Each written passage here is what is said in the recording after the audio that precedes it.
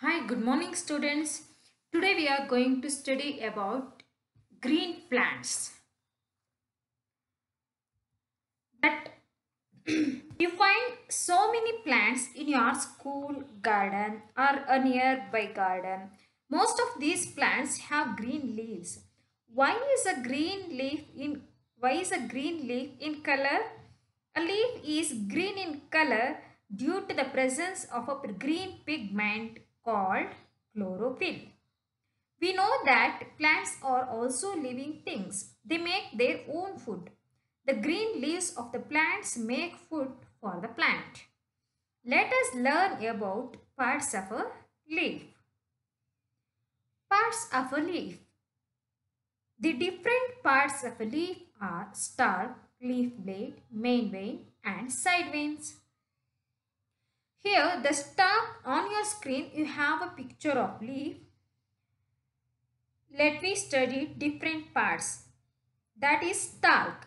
Stalk leaf is attached to the stem with the help of a stalk or petiole. Next, leaf blade. The flattened part of a leaf is called leaf blade or lamina. It helps a leaf to trap sunlight. Next, main vein. Main vein or midrib runs through the middle of a leaf. Next, side veins. A number of side veins arise from the main vein.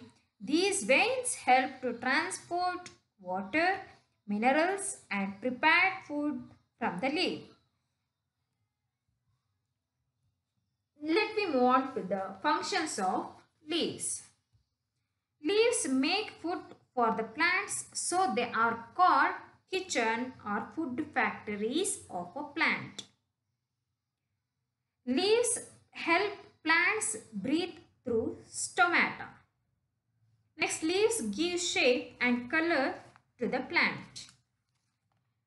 Let me move on to the stomata. What is stomata? The lower layer of a leaf has many tiny pores. So these tiny pores are called stomata. In singular, that is stoma.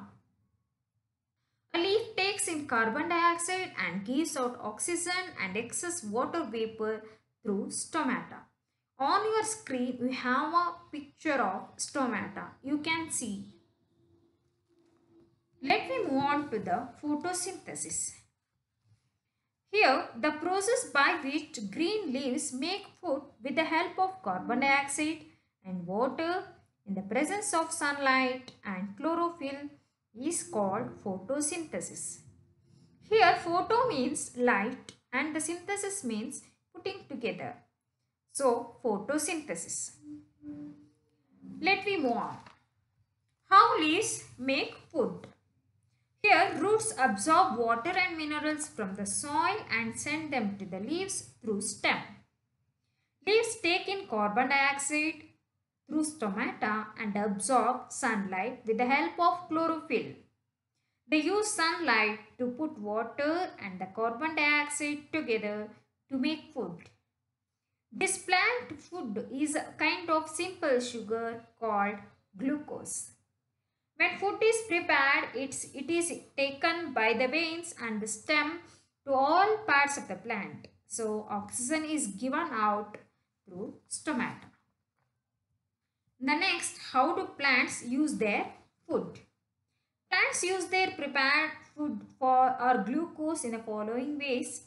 So, they burn it to produce energy and they use it for their growth and repairing damaged cells and tissues.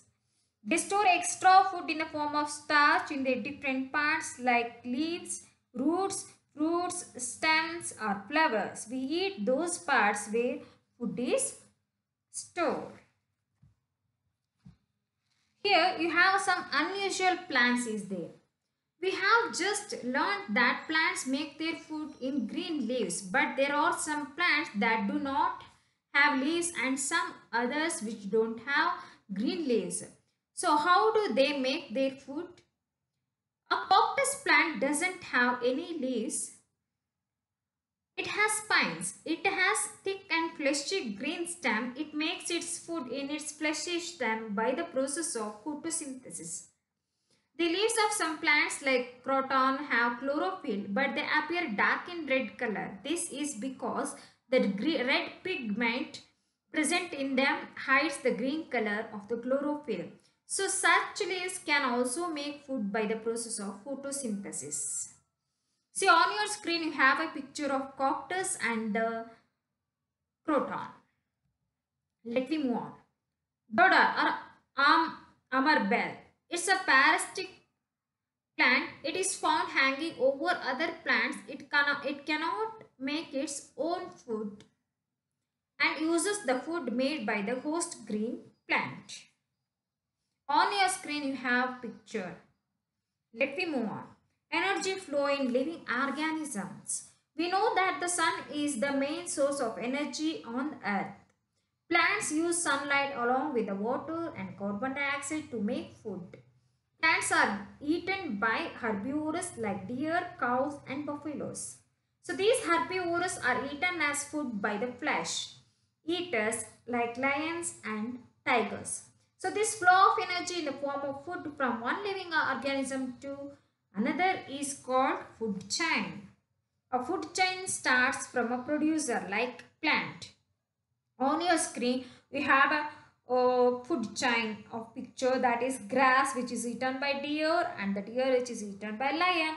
So this we can call it as food chain. Let me move on. Interdependence of plants and animals. Here plants and animals depend on one another for their survival. Plants give food to eat and oxygen to breathe to the animals. Animals breathe out carbon dioxide which is used by the plants to make food. So this is how plants and animals depend on one another.